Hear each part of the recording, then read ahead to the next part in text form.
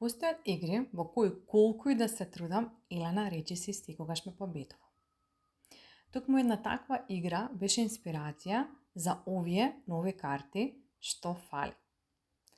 Секој играч добива иста карта со сите елементи од книгата Благодарам. Потоа превртува една карта, на неа недостига еден елемент. Првиот што ќе открие што фали, ја зема картата, а победува оној што ќе собере повеќе карти, од вкупно 60. На прв поглед изгледа како едноставна игра, но додека играме, ги вежбаме фокусот, брзината и забележувањето.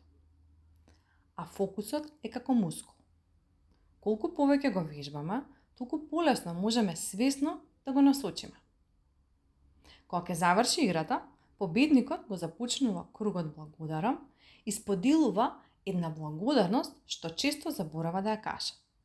Потоа продолжуваат и сите останати. Ова е најновата алатка во светот Благодарам. Премиерно ја представуваме овој јули на првиот фестивал Благодарам. Да не дозволиме Благодарам да биде тоа што фали.